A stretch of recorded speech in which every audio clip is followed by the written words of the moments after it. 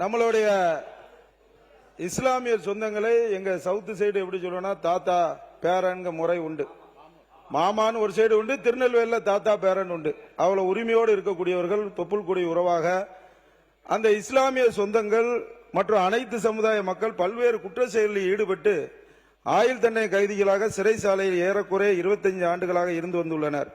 மேற்கண்ட சிறைவாசிகளை இதற்கு முன்னால் இருந்த திராவிட முன்னேற்ற கழகத்தினுடைய தலைவர் முத்தமிழ் டாக்டர் கலைஞர் அவர்களுடைய ஆட்சியில் 10 ஆண்டுகளுக்கு மேல் உள்ள சிறைவாசிகளை நன்னடத்தை சான்றிதழ் பெற்று சிறையில் எவ்விதமான குற்றச்சாட்டுகளும் செய்யாத சிறைவாசிகளை விடுதலை செய்தார்கள். அதுபோன்றுதான் மாண்புமிகு தமிழ்நாடு முன்னாள் முதலமைச்சர் தளபதியார் ஆட்சி காலத்திலும் ஆளுநர் அவர்களால் கழக அரசினுடைய செயல் திட்டம் நிறுத்தி வைக்கப்பட்டது. இந்த அரசை நான் கேட்டுக்கொள்வது, தமிழகத்தில் இருக்கக்கூடிய சிறைவாசிகளை நன்னடத்தையின் அடிப்படையில் சிறையில் தன்னுடைய குற்றங்களை உணர்ந்துள்ளவர்களை கண்டறிந்து அவர்களை வெகு விரைவில் இந்த அரசு விடுதலை செய்ய வேண்டுகிறேன். கிறிஸ்துவ திருச்சபைகளில் இறந்தவர்களை புதைக்கும் மயான இடங்களை அரசு சார்பில் கண்டறிந்து வழங்கிட தொடர்ந்து கோரிக்கை வைக்கப்பட்டு வருகிறது. எனவே இது குறித்து முழுமையான ஆய்வு மேற்கொண்டு அவர்களுக்கான இடங்களை ஒதுக்கீடு செய்து தர வேண்டும் என்றும் கேட்டுக்கொள்கிறேன். என்னுடைய தொகுதி கோரிக்கையாக தாமிரபரணி கூட்டு குடிநீர் தந்த முத்தமிழங்க டாக்டர் கலைஞர் அவர்கள் 30 ஆண்டுகளுக்கு மேலாகிவிட்டது. அந்த நேரத்தில் இருந்த மக்கள் தொகையை கணக்கெடுத்து தான் அந்த தாமிரபரணி கூட்டு குடிநீர் திட்டம் கொடுத்தாங்க. ஆனால் தற்போது மக்கள் தொகை பெருக்கத்தால் மிகப்பெரிய சிரமத்துக்கு குடிநீர் தட்டுப்பாட்டு நிலவுது கிராமப்புறங்கள்ல. ஆனால் எங்களுடைய ஆட்சியில் சங்கரங்கோயில் நகர பகுதிக்கு புதிய கூட்டு குடிநீர் திட்டம் வழங்கணும். அதே போல ராஜபாளையம் சிவகாசிக்கெல்லாம் வழங்கியிருந்தோம். இப்ப என்னன்னா ஆல்ரெடி ப்ரொஃபைல் போடப்பட்டு குருவிகுளம் யூனியனு, மானூர் யூனியன், அதே போல மேலநீதிநல்லூர், வாசநல்லூர், சங்கரங்கோயில் உட்பட்ட 500 கோடி ரூபாய்க்கு மதிப்பீடு போடப்பட்டிருக்கிறது. அந்த புதிய கூட்டு குடிநீர் திட்டத்தை நிறைவேற்றி தர வேண்டும் என்று கேட்டுக்கொள்கிறேன். அதே போல அங்க செங்கச்சூல ரொம்ப ரொம்ப பெரிய பிரச்சனையா இருக்கு. 100க்கும் மேற்பட்ட இந்த கைதி மூலமா இருக்கக்கூடிய செங்கச்சூளைகள் இன்னைக்கு மூடி இருக்காங்க. ஆனா மற்ற மாவட்டங்கள்ல அதுக்கு அனுமதி கொடுத்திருக்காங்க அரசு.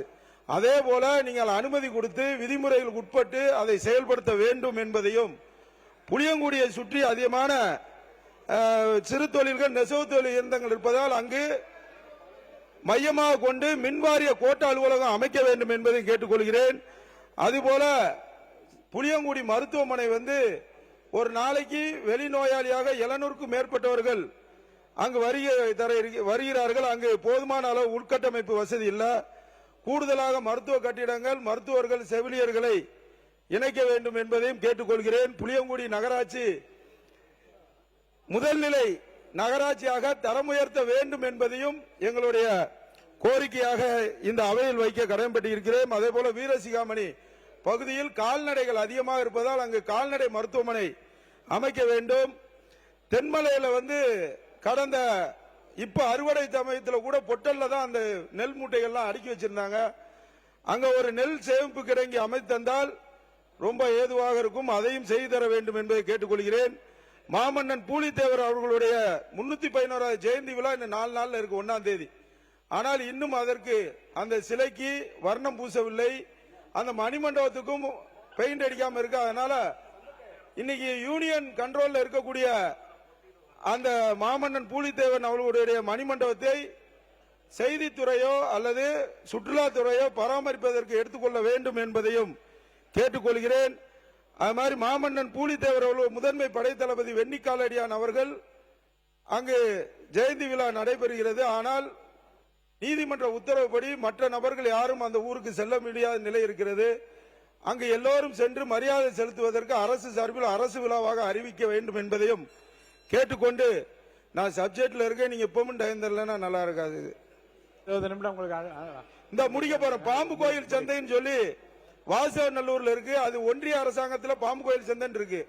ஆனா மாநில அரசாங்கத்தில் அது மடத்துப்பட்டிங்க பேர்ல இருக்கு. இதனால நிர்வாக கோளாறு ஏற்படுது. அதை சரி செய்து பாம்பு கோயில் சந்தை என்று பெயர் வைக்க வேண்டும் என்பதையும், வாசநல்லூர் தொகுதி உட்பட்ட கரிவலத்தில் வளர்ந்த நல்லூரில் ஆரம்ப சுகாதார முன்பு 108 வாகனம் இருந்தது. தொகுதி பிரச்சனை எல்லாம் நீங்க எழுதி கொடுத்துருங்க. இருக்கு, நிறைய இருக்கு. 32 தொகுதி பிரச்சனை இருக்கு, எழுதி கொடுத்துருங்க. இறுதியாக சட்டசபை பேரவைத் தலைவர் உங்கள்கிட்ட ஒரு வேண்டுகோள். நம்ம சட்டமன்ற விடுதி வளாகத்தில் அமையப்பட்டுள்ள மருத்துவமனையில் தண்ணீர் இல்ல. அதை உடனடியாக அமைத்து கொடுக்க வேண்டும். ஏன்னா சுகர் பேஷண்ட் போகும்போது மயங்கி விழுந்தா கூட தொழிக்கைக்கு தண்ணி இல்லை. அதை நீங்கள் கனிவோடு செய்து கொடுக்க வேண்டும். அதுபோல கடந்த 24ஆம் தேதி அவையில் நாங்க இருந்தோம். நீங்க இன்னொரு உறுப்பினரை கண்டிப்போடு சொன்னீங்க, இந்த மாதிரி ஒருமையில் பேசாங்க. ஆனா பாலிமர் டிவியில முதல்வரை தான் டிவியில காட்டணும் முகத்தன்னாங்க. ஆனா அவங்க எங்களை காட்டியிருக்காங்க ரவுண்டு போட்டு. இதால என்ன ஆகுதுன்னா மக்கள் மத்தியில நீங்க எங்களை சொல்லல, என்னைய காட்டி பாலிமர் டிவியில அதை நியூஸை பரப்பி விடுதாங்க. எங்க தொகுதியில் உள்ளவங்க ஏன் அப்படிங்காங்க. அதனால எங்களுக்கு இங்க வந்து தொகுதி மக்கள் பிரச்சனை பேச தான் வந்திருக்கோம்.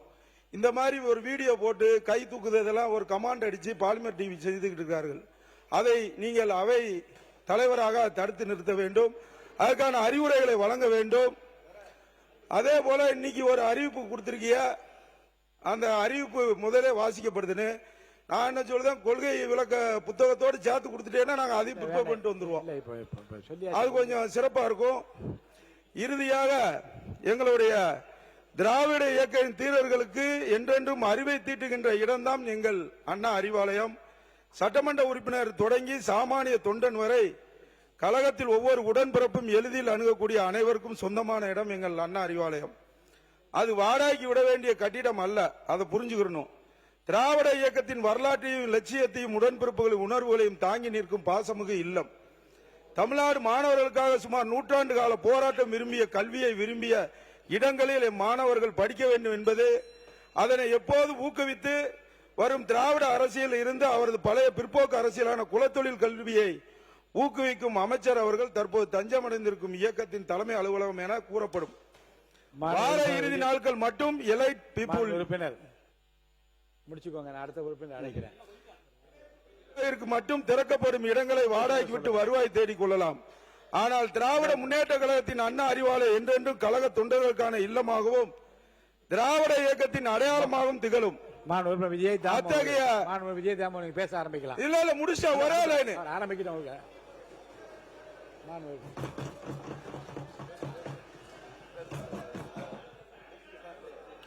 மாண்புமிகு பேரவைத் தலைவர் அவர்களுக்கு நன்றி சொல்லுங்க.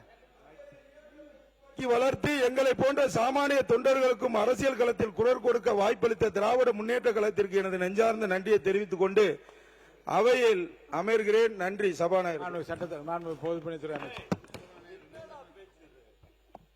மாண்புமிகு பேரவைத் தலைவர்களே, அந்நியாருக்கும் எங்களுக்கும் பிரச்சனை கிடையாது. அந்நியார் பிரேமலதா விஜயகாந்த் மேடம், நாங்களும் எங்களுக்கும் விஜயகாந்த் சார் ரொம்ப பிடிக்கும். இதே சட்டசபையில என்ன மாதிரி குரல் கொடுத்தாரு எங்களுக்கும் தெரியும். ரவுத்திரம் பழகுன்னு பாரதி சொல்லியிருக்காரு, ஒரு தவறோ ஒரு உண்மை இல்லைன்னா மட்டும்தான் நாங்க எந்திரிக்கிறோம்.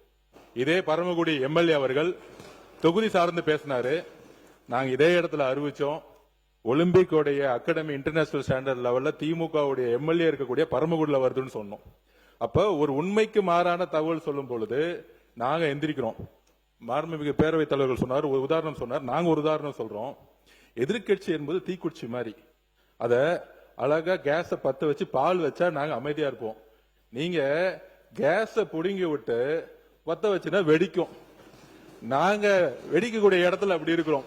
சோ நல்ல கருத்துக்களையும் நீங்க சொல்ற மாதிரி மேடம் மேடம் மேடம் மேடம் ஒரே ஒரு நிமிஷம் மேடம் நீங்களே ஒரு நிமிஷம் பேசி முடிச்சிடறேன். அந்நியார் அவர்களுக்கு எங்களுடைய கோரிக்கை என்னன்னா, இன்னையிலிருந்து ஒரு நோட் எடுத்துக்கோங்க. திமுக பேசும்போது ஏதோ ஒரு இடத்துல அரசையோ முதலமைச்சரையோ இல்ல எங்களுடைய கொள்கையிலையோ தவறுன்னு சொன்னா மட்டும்தான், இந்த பாருங்க இப்ப கூட கத்துறாங்க பாத்தீங்களா, நீங்க சொல்லணும்ல, இப்ப நீங்க சொல்லணும்ல, திமுக ஏன் கத்துறாங்கன்னு கேட்கல.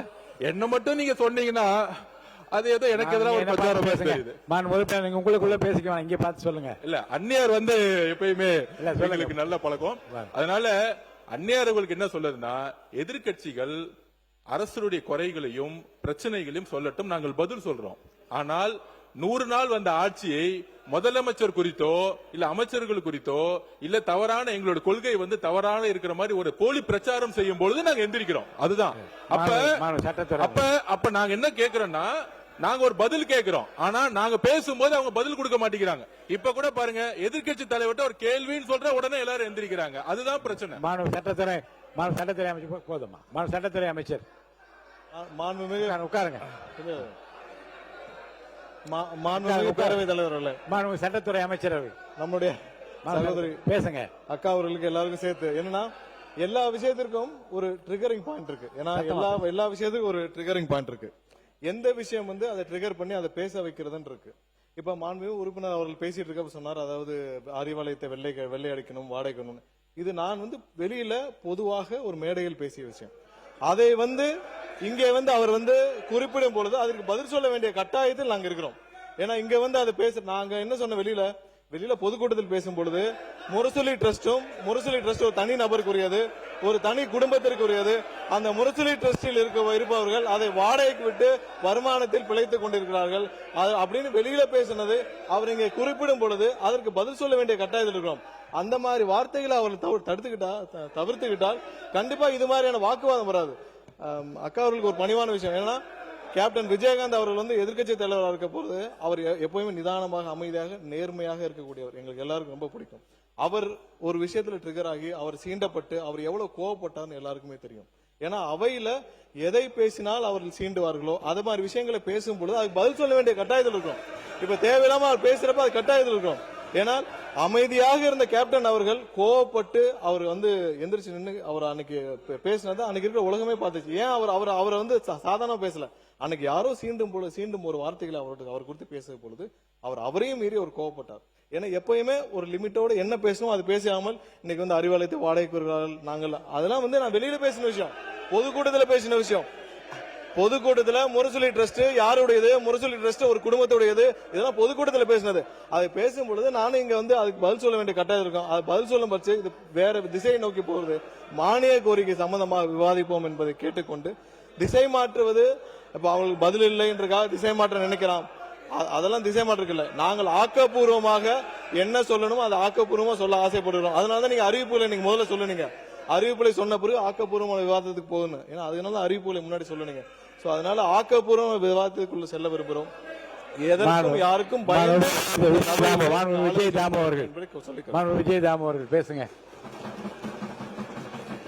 மாண்புமிகு பேரவைத் தலைவர் அவர்களே, எனக்கு முகவரி தந்த பேசி முடிச்சோம். மாண்புமிகு தமிழக முதல்வர் எங்கள் அண்ணன் கொஞ்சம் தளபதியாருக்கு என்ன சொல்ல வரீங்க? மாண்புமிகு பேரவைத் தலைவர், நம்முடைய பிற்படுத்தப்பட்டோர் மற்றும் பிற்படுத்தோர் நலன் கொள்கை வழக்க குறிப்பில் ஒரு கரெக்ஷன் தான், வேற ஒன்றும் கிடையாது. கொள்கை விளக்கா அறிவிப்பிலையா கொள்கை விளக்க குறிப்பிலையா? கொள்கை விளக்க புத்தகத்தில் கொள்கை விளக்கு சரி. இல்ல பக்கம் 6ல் வந்து பாத்தீங்கன்னாக்கா இந்த 69 விழுக்காடுக்கு வந்து பட்டியல் போட்டிருக்கிறாங்க.